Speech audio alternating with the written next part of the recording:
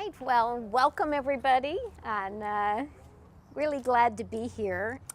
So before we start, let's make sure we're all on the same page. What is KidTech? And KidTech is complicated these days. It's not just one thing anymore. So as we can see, there are games. New consoles came out in November. The Xbox One and the PS4 were both November releases. A year ago, the year before that, we had the Wii U. Then there's the old consoles, the PS3, the Xbox 360, the Wii. We have handhelds for kids, and that would be Nintendo DS, 3DS. The new one that came out in the fall is the 2DS. There's the PS Vita, which is Sony. There's the PSP, which is an older one, but still around. Then there's computer games. Kids are still playing computer games on both the Mac and a PC. And then there's kid devices, which sort of fall into this category of video games, and I'm thinking about the leapfrog devices like a Leapster. They have a Leap Pad, and their competitor is VTech, and that's the InnoTab. So those are sort of training, parents can sort of think of them as training wheels before they get into the real consoles. Websites, yeah, there's still websites for kids out there. So websites is where KidTech is. Tech toys, that's a big growth industry. Tech is showing up in all sorts of places in toys, and we're gonna see some interesting places where maybe tech shouldn't be as we go along. Mobile is very hot, whether that be in the iOS or the Android marketplace. And then I put social media as sort of its own category, even though, of course, that happens in a lot of different situations. So that's what I'm talking about when I say we're going to look at kids' tech. So tech is very pervasive in our children's lives. There's no doubt about it. A recent study says that children's access to mobile media devices is dramatically higher now than it was 2 years ago. 3/4 of all children 8 and under have access to a smart device. That's a huge number. The NPD, which is an organization that does a lot of statistics, also agrees with the study from Common Sense Media, which is the first two things here, and says that, again, 79% of parents with children ages 2 to 14, so again, we're going a little bit older now, report that they or their kids own a mobile device. And that figure is up 63% from a year before. So, it really is quite an expanding market at this point. Tech toys are hot. Interesting, 2013 statistics on toys where the toy sales were down 1%. But if we look at the subcategory where we get some of the tech toys, they were actually up 18%.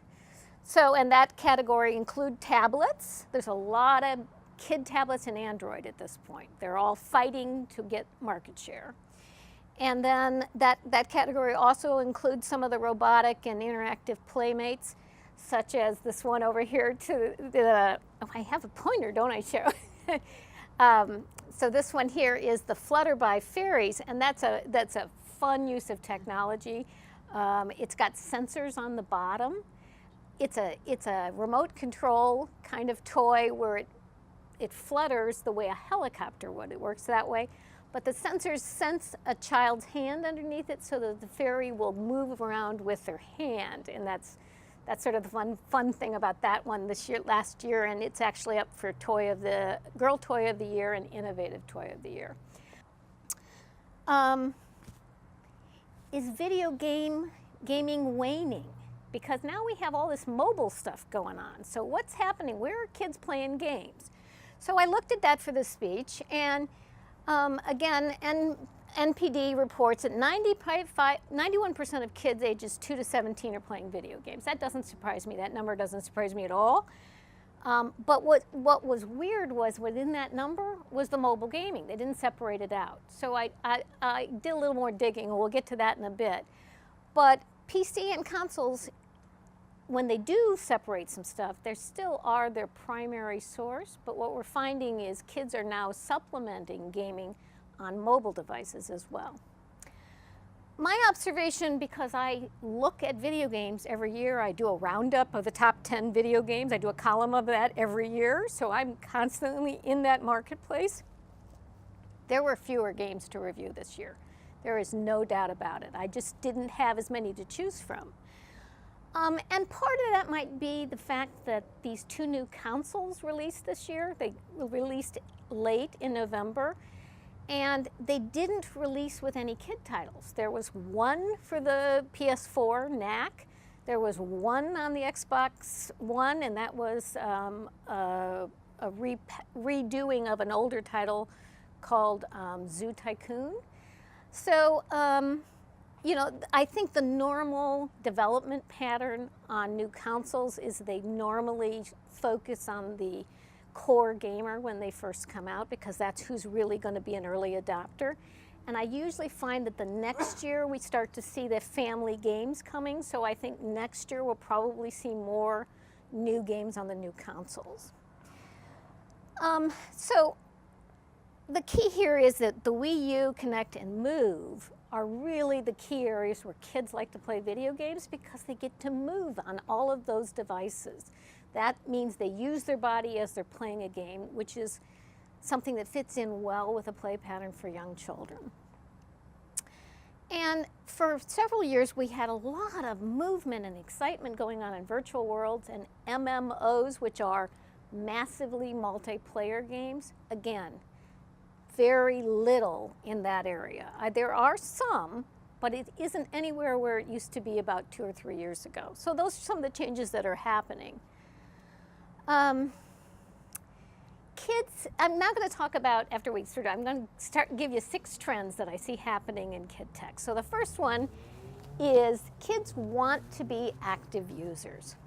And my first example is they want to create. And I don't know if you've heard, but Minecraft is a big, huge thing these days. There's a lot of kids who are playing this game. It started off as an indie game, and it's about creating a 3D world, sort of like Legos, but doing it digitally. And it's very, very popular. Another 2 that were very popular this last year was Skylanders Swap Force. Now, Skylanders Swap Force is the 3rd version of the Skylanders games, and it was unusual when they first launched it, because it's a game where you take a toy, an actual toy, you put it on a portal. When it sits on the portal, it morphs into the game. This year, the Swap Force part, and this is how it relates to the create, is they can take the top of one character and swap it with the bottom of another to create the hero they want to play with. So it gives them this ability to create their own heroes. Disney Infinity is Disney's way of coming into that same market that Activision with the Skylanders is in. It too has a portal. The difference is you're porting in Disney characters.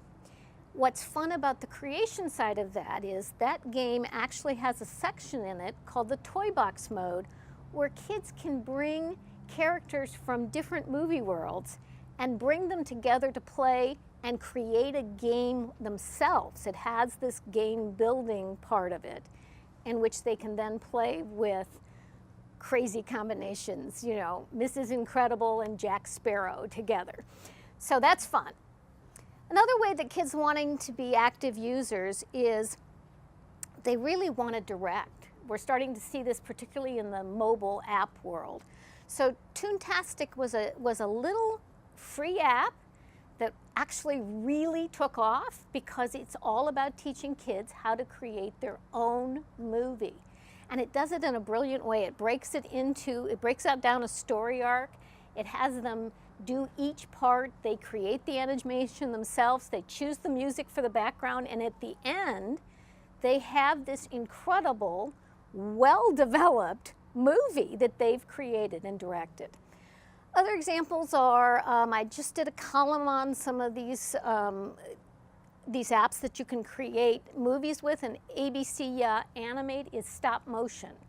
You know, they actually explain to kids how do you move something just a small amount so that you can then make it look like it's animating. So kids are starting to understand that. And the last one is Friendstrip Kids, and it's a really cute app where you can take pictures of yourself or anybody else or your stuffed animals, and you insert them into a comic strip. And you can actually change the talk bubbles and, you know, all those things. Again, they become the director of their own story. Another way of active using is kids want to contribute. And my examples there are, the picture here is, this is Toka Band, and Toka Band is about picking up these little characters at the end, and you drag them onto these positions on the stage. Depending on whether they're here, close to the front, means they're accompaniment.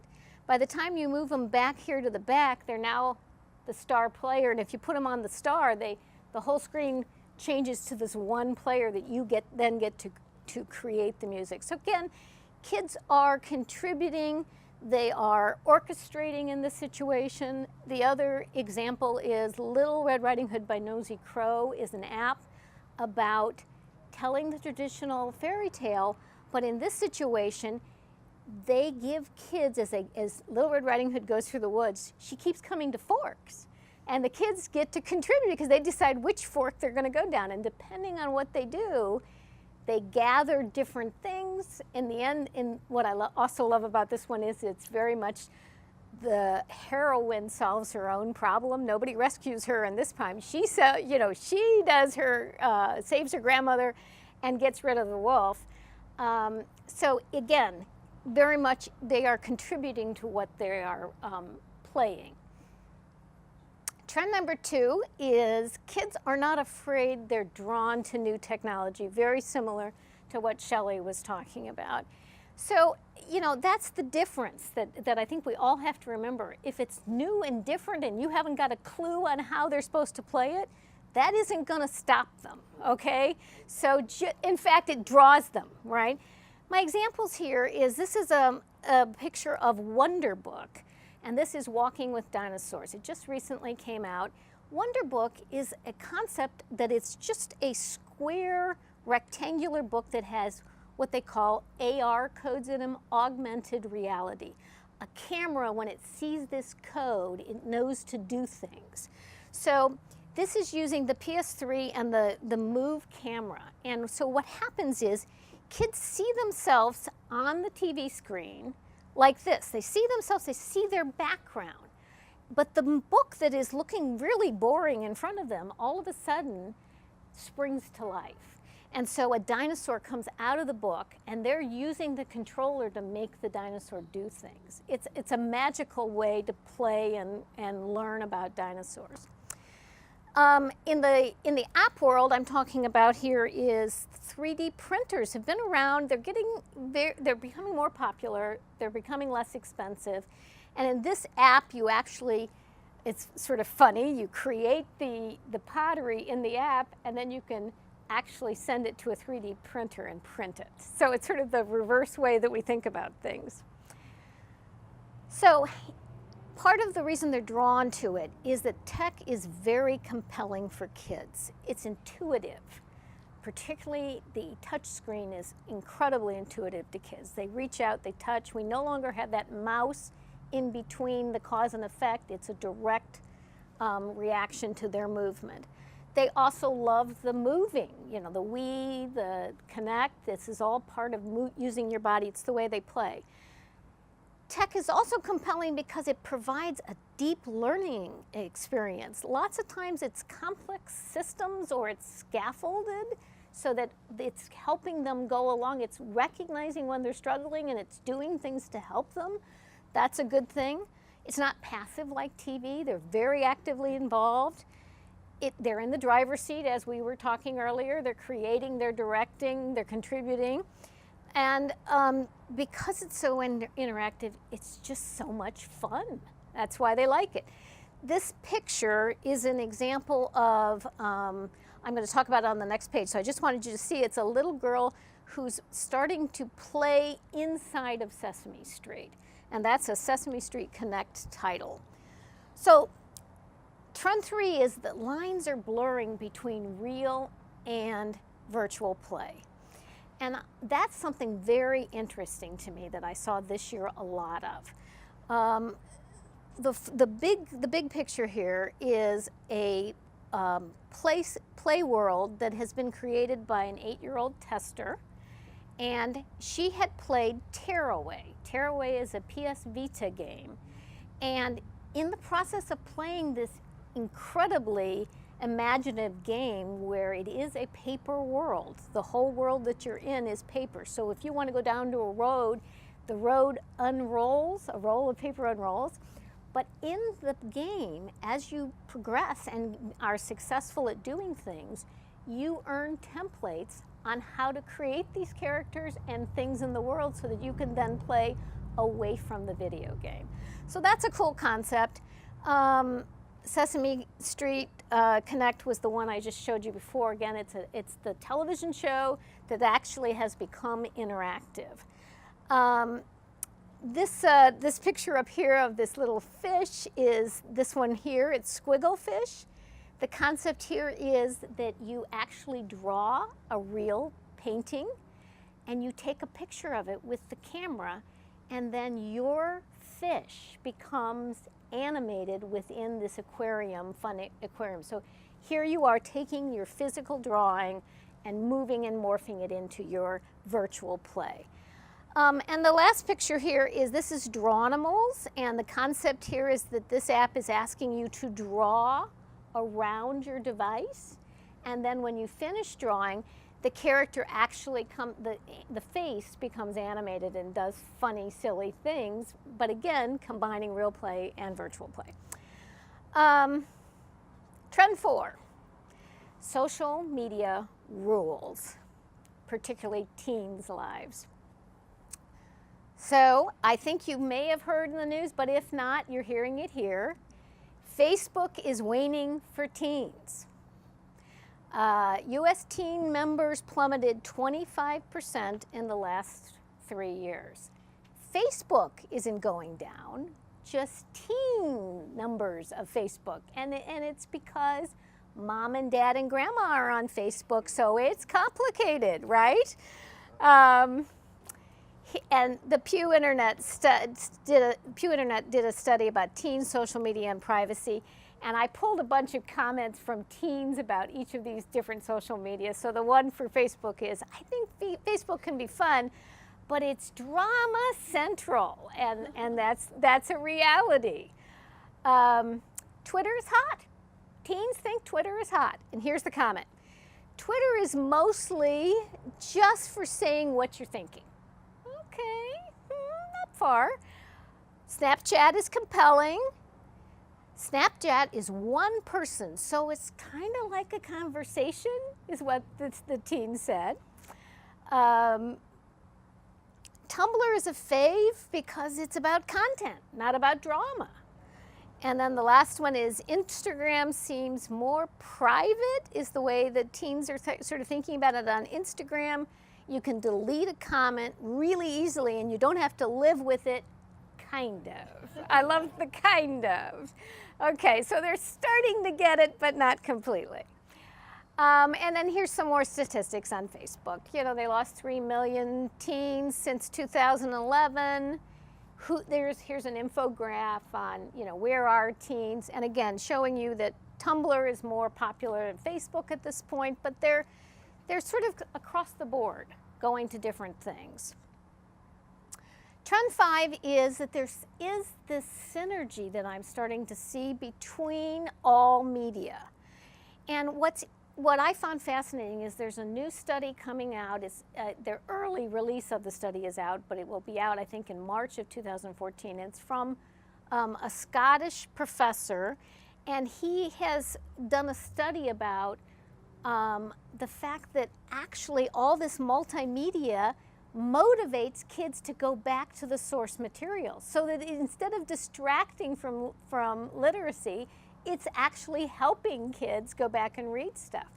So my examples are, you know, we all know Harry Potter started as a book, but it became popular also as a movie. There were video games, there's toys, there's apps.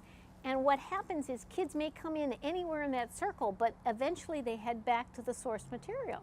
So Frozen, again, I'm showing you that Frozen came out as a movie, but there's apps, there's video games, there's iBooks, there's toys. I mean, it is this concept of a lot of kids expect the brands that they are interested to show up everywhere. They just, I mean, this is media as far as they're concerned. All right, and the last trend is that mobile's where it's at. I think you need to know, for kids at least, that's where it's at right now. That's where the innovation is. That's the fastest growth area. The statistic I pulled for you is that usage of mobile devices for gaming by kids increased from 38% in 2011 to 64% in 2013. Part of the reason is it's easy to use, and now we're starting to see it come into the classroom for education as well as the home for education. So that's some of the reasons for mobile being where it's at. At this point, I want to segue over to talking about what I've seen as sort of innovations. So I want to share with you some of the things that I have seen over the last year that have been aha moments for me. And honestly, I have an aha moment every week. I mean, it's pretty impressive what's happening, particularly in mobile. I'll open up something and I'll go, oh my goodness, I can't believe they figured out how to do that, or that is so cool. So let's start with academics first, in the academic area. So the first one up here I wanted to show you is one called Little Digits. And the reason it was so unique and innovative is, as we all know, a lot of the young children learn to count by counting their fingers. And so this app actually took that concept and added that cool tech to it. So when a kid's finger touches the screen, an animated 1 shows up. When they add 2 more fingers to the screen, they see an animated 3. If mom or dad comes in and puts 2 more fingers on, now we're at 5. And this app actually teaches addition and subtraction that way as well, but it's just exciting because it's so responsive, and all of a sudden there's something animated that's talking to you. The second example is one called Dragon Box Algebra 5+.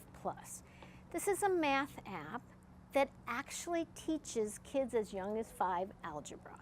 Now you say, how can that be? Algebra's taught at 8th or 9th grade. Well, they make it into a puzzle game. It's all about slowly introducing the elements of algebra so that the game is all about isolating the dragon box, the X in algebra. It's brilliant. There's actually one for kids that are older. It's called 12, same thing, Dragon Box 12+. Really well done and very innovative of how it goes about teaching. Roman Town is a computer game. Does a nice job of combining archaeological information in a game setting so that you are at a virtual dig, real life, but you travel back in time to meet Roman children to figure out why they were using all these artifacts that you're digging up and putting together and creating as puzzles and that sort of thing. So it's well done. It's by a group called Dig It Games. And they recently came out with something related to Mayan civilization as well. In Noodle Words, this is one of my favorite language arts apps. And it's because the words become characters in this app. And they're all active words. So the word surprise decides, and they demonstrate what they are about by how they behave on the screen. And there's 2 little bugs here that are always part of the fun of what's going on. So surprise creeps across the screen, turns this way, disappears, comes around, and then this is where I took the picture. They're coming up to surprise these 2 little bugs who fall over. So they do, and each word does multiple fun interactions that explain the word to children. So it's a great way of teaching some sight words.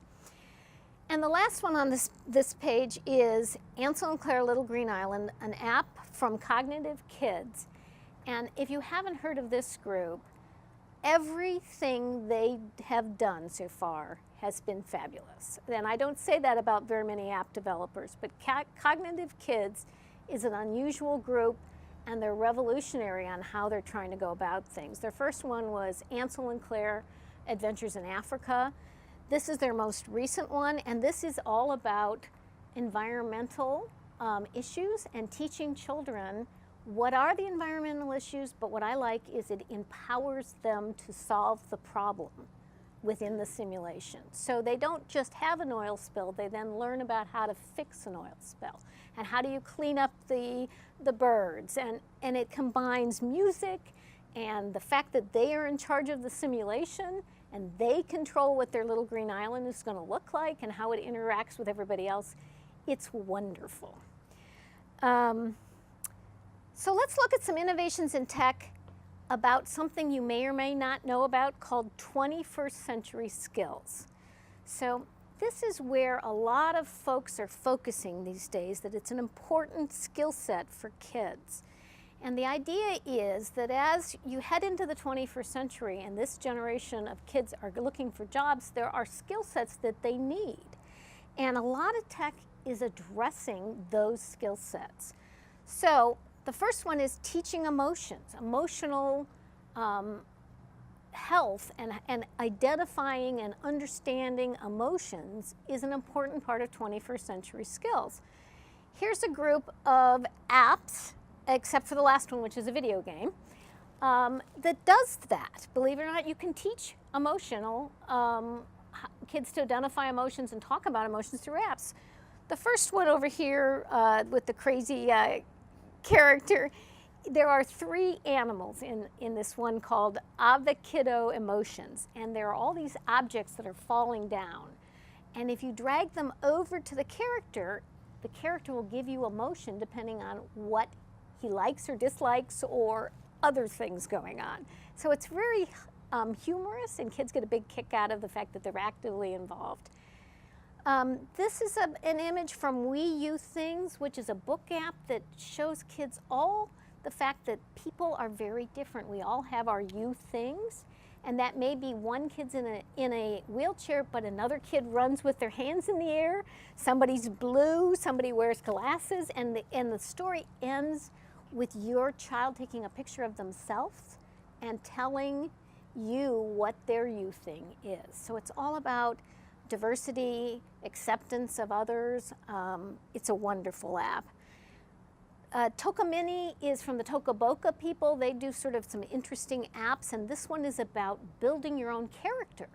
Well, now, what's interesting on that is when you ask a child to build their own character, they have to decide the facial features, they have to decide what color their skin is, what are they wearing. All of a sudden, that's a self-reflection process, and they have to choose whether that character they're going to create is the same as them or different, and why are they different? So that whole concept of self-reflection becomes important. And the last one here is Gone Home, and Gone Home is a teen-rated video game that came out last year. A lot of people thought it was Game of the Year, and it's about a story of an emotional adventure. A college student returns from a year abroad to a house where her family lived and nobody's there. And so in the process of having to walk through the house and find things and listen to videos and read diaries, she pieces together why there's nobody in her home. And so it's an emotional journey, very well done, and sort of different from most video games. Another part of 21st century skills is creativity. A lot of products focus on creativity, which is a great thing. I mean, lots of times I hear the rub, oh, with all this tech, our kids aren't going to be creative anymore. They're not in the backyard. They're not thinking up their own games. Well, they're still being tremendously creative. They're just doing it in different ways, and that doesn't make it wrong. It just makes it different from what we as adults grew up with. So here's some examples. I brought up the ABC Animate, that stop motion animation. That's creativity. Toontastic, we already talked about. Color Band is an app in which kids draw, but the ink and the way they draw then turns into music. And what's even interesting about that app is that when they want to conduct it, it's the only app I know right now that has a connect-like experience, meaning they conduct by moving their hands in front of the iPad, and it moves. So that one was an eye-opener. This picture is Chatterpix Kids, and this is an adorable app out of Duck Duck Moose. Now that's another app developer that's done a lot of interesting things in the children's space. But this one particularly I was tickled by. You can choose to take a picture of anything. I happen to take a picture of one of my children's favorite bears. But it could be a bowl of cereal. It could be your boot. And you draw the line where the mouse is. And then you speak for whatever it is you've decided to animate. And so children can have their cereal bowl talking to them. And so it then puts it all together. It takes the object you've taken a picture with, it makes the mouth open and close, and you hear the voice of your child telling the story from the point of view of a bowl of cereal. And then last one is Tearaway, which we talked earlier, the one about the paper. That's a very exciting world that allows you to create it outside of the media. Collaboration is another 21st century skill. A lot of things that kids do together teach collaboration. I know that I have a friend in the audience here, Joy Fox, and she works for a company in which produces the Lego games. That is one of the top games out there in which you can collaborate together, and they do puzzles where you have to actually talk to each other. Let's figure it out. A lot of the Wii U games do that. The examples I have up here are all apps, and they are doing collaboration with people who are far away. And that was a brilliant concept of let's collaborate with grandma and read a story is the first one. That's called Kidoma, and that's the picture that you're seeing here. That's a parent who is traveling and a child. They both are on a video call together at the top of the app, and they're reading the same book. And as you can see, if either of them points to something on a page, it shows up on the other iPad. So it's in essence, it's the next best thing to being there. Drawing together is similar to that concept, except that you have a communal drawing space. You're both on the same space. They don't have video, they just have a telephone call. So you can talk to each other as you're drawing. You can play games in that as well. Us Time is, again, a reading one. The difference between Kidoma and Us Time is that there's only one video feed. Now that's interesting. They show you the video feed of the person you are reading the book with, but the kids don't see themselves. And their theory is kids get mesmerized by watching themselves on video, and then they're not paying attention to grandma or mom who's traveling or whatever. So that was their difference. And then Scoodle Jam is coming from the people who did Scoot and Doodle on Google+. It's a cooperative play area. It's actually really good for doing homework as teens because they can actually work out math problems together. They've got a drawing space in which they can all draw at the same time and video chat. So that's fun for collaboration. And the last 21st century skill is thinking and reasoning. This is an image of Color Zen, which is a wonderful puzzle app for kids where they have to figure out how to get rid of all the colors on the screen by flooding the background. They have to choose different colors to get rid of things. So great thinking and reasoning skills. Petson's Inventions is Rube Goldberg type machines that you're going to build, which are fun. And then the other one is Starcraft, and I'm going to tell you about Starcraft on the next page. Surprising benefit of video games. It can lead to employment. And I have an honest goodness story on this one. So this is a group of MIT college kids who are at an event playing Starcraft tournament. This Starcraft is a fast strategy combat war game in which quick thinking is rewarded. And the reason I know this is that I have a son who started at a consulting company right out of college that is focused on big data. And within a week of starting his job, they asked his entry class, does anybody play Starcraft? And my son Peter raises his hand, and they say, great, you're going to MIT next week because we're going to do a Starcraft tournament, and you're going to Harvard the week after, and you're going to Princeton the week after that, because the kids who play Starcraft are the kids we want to recruit. Honest to goodness, that's how they thought about it. So why are they thinking about it that way? Well, Starcraft is about data gathering, it's about analysis, it's about trial and error, it's about quick thinking, and it's about collaboration. Does that sound like 21st century skills? Absolutely. They're looking for that kind of kid. So while you think they're just having fun, they are actually building some skill sets that are relevant. Okay. I just wanted to kind of share with you that games, at least, are doing all sorts of fun things in relevant, good ways. Remission 2 is a cancer fighting game, and it was specifically made for kids who are having to take cancer drugs, and they found if they played this game, they more willingly took their cancer drugs, which I think is a great idea. Cool School, Where Peace Rules, is a game for little kids, kindergarten through 2nd, 3rd grade, and it teaches mediation. You know, use your words, not your hands to fight things through.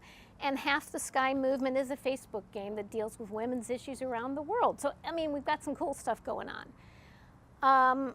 And here's another trend, and I know I've got it, somebody in the audience is actually working on an app in this area.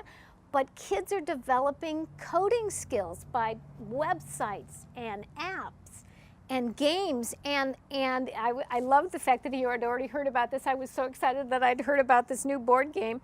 I'm going to Toy Fair in 2 weeks. This will be there. It's called Robot Turtles. And the company that's distributing it happened to call me because they know that I'm always interested in this kind of stuff. And they said, oh yeah, well, you got to stop by our booth to see this one because it's all about teaching kindergarten, 1st and 2nd grade coding. Not really tech toy, but leads to a tech thing. So I brought it up. Here are some apps. Again, I wanted to share with you some of the things that I see because I see things early, and sometimes I see things that other people don't, and I just thought it would be fun to kind of share some things. So the first one is called Dragon's Adventure. It's an app, and what's interesting about this app, it's unfortunately only on Nokia. It's on the Windows 8 platform, which means it's not getting broad distribution yet. But it has an interesting concept, and that is it's using the real GPS, and it's set up to create missions that your kids go on that have to do with where you're going to go.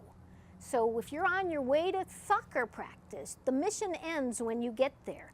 And what the child is seeing is the actual road you're traveling. You might actually see they'll show a gas station that's sitting there, but they've superimposed the world of dragons on top of this. So here it is using real GPS, actually showing kids the map that they're going on, and the event ends when they get there. So we got no whining and crying and whatever, you're done, right? So that was fun. The Winston Show, I saw this, started talking to the folks that were creating this app last year at Toy Fair. It didn't come out until the fall. What's interesting about it, it's sort of Siri for children, but more complicated than that. They actually spend a lot of time trying to create a conversation for kids. And what these characters do is they ask questions to children, and they're listening for the variety of responses that they think a child would answer. And then that leads down to a conversation tree. It starts down the process. It's free, it's interesting, it's not that much, doesn't have that much depth yet, but it's where we're headed. It's an interesting new look at technology. And the last one is a picture from Jack and the Beanstalk by Nosy Crow. It came out last Thursday. Again, very interesting concept. Their idea was that they're trying to get boys interested in reading more, and so they decided that they would combine more gaming elements in their regular book app, and they've really done a nice job with it. And they've done some innovative stuff, like At one point, one of the rooms in the giant's castle, you have to collect 9 keys, and each time you collect a key, you open up a different room, and the different room has a different game in it or an activity. And one of them is that there's this magic mirror, and it breaks, and you have to put it together. Well, the magic mirror had your picture in it, so you're putting together a puzzle of your picture, which I thought was very clever. So lots of fun stuff going on there. Okay, so with the good comes the bad. It just does. There are some uncool KidTech. Here's one, Fisher-Price newborn to toddler activity seat. This has got the iPad right here. So they're sitting in, they can't move yet, and we're putting a screen in front of them when they're supposed to be analyzing 3D objects in the real world. I don't like that one. I don't like this one, Fisher-Price Activity Gym. Again, can't move yet, guys. We got the screen in front of them. And here's the last one. That's an iPad with the potty where you're trying to teach them how to go to the bathroom. Okay. So that's what's here's another one. Guess what? That's me. I have been beaten up in this app called Face Fighter. And the app is, the concept behind it is that you take a picture of somebody and then you proceed to beat them up. Yes, Joy, I have the exact same response you do. Okay, so sometimes apps teach bad behavior. I mean, yes, you could argue they're letting off steam. I don't like it. I don't like the concept of it.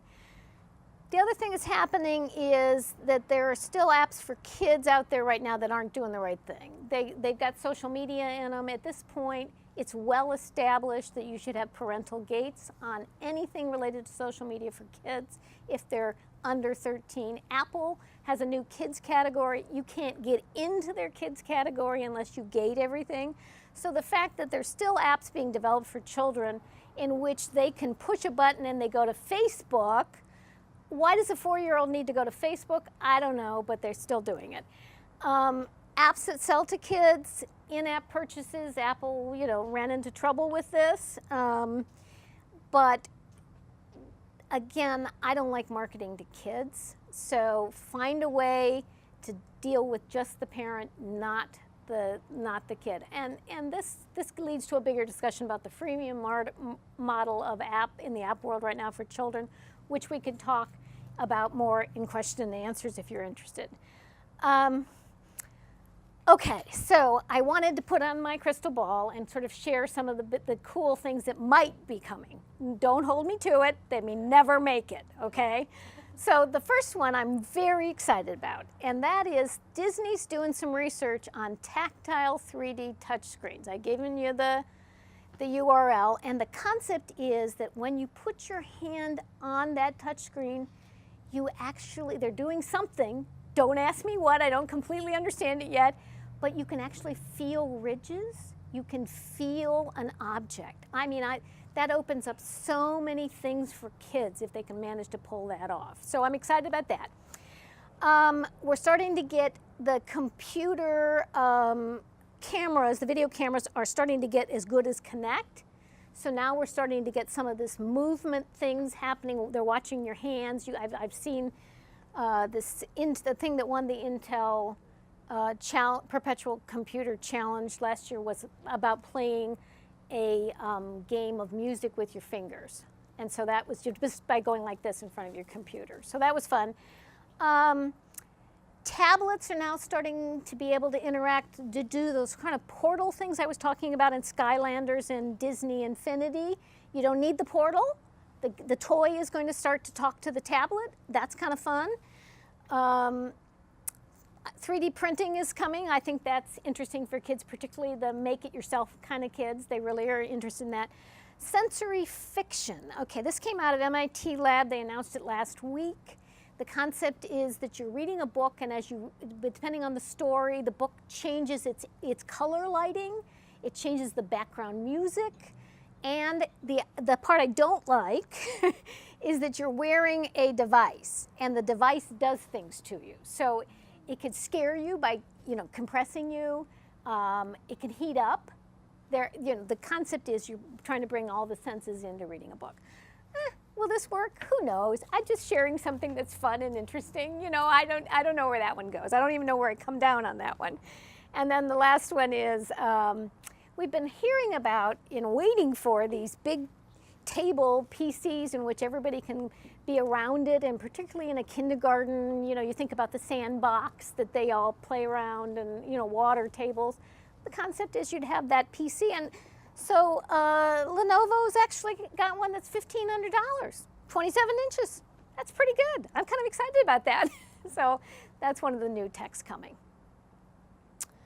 And then, you know, with all this new tech becomes challenging areas for parents. And I think that's the one thing that it's really difficult, because as parents, we all are aware that this is interesting, but we don't know quite how to manage it. So here's my advice. Put your kids on a media diet. That means manage it, parents. Don't let them manage it. It's like everything else in their life. There's got to be balance. And my little story on the side is, you know, I had UPS arrive or FedEx arrive 2 or 3 times a day, every day. My kids' life, technology is everywhere, right, in the world that we lived in. But I was very, very active at managing what they did. And when my kids went off to college, I said, would you like a console to take with you? Because I got tons, right? And they said, oh, God, no, Mom. I'm going to college to talk to people. I went, yes. You know, it's all about balance. They need to figure it out, and you need to talk it through. So manage it. Manage the time spent. Deal with the privacy issues that create, and sit down with your kid and talk about it. Content, what do you want in front of them? Play it first before you give it to them. Do your research, look at reviews, talk to other parents. You know, don't just assume that they know what they're doing. Another little story here is my son Peter, when he was 12, his best friend in the neighborhood, he came home and told me, oh yeah, we were playing Grand Theft Auto at Michael's. I said, what? I mean, I was like, okay, we got to talk about this, you know, and so we talked about it. And the next time I saw Michael's mother, I simply mentioned to her that that was an M-rated game, and she said, really? I just thought it was a racer. I said, you need to go look, Patty, at which point that suddenly disappeared.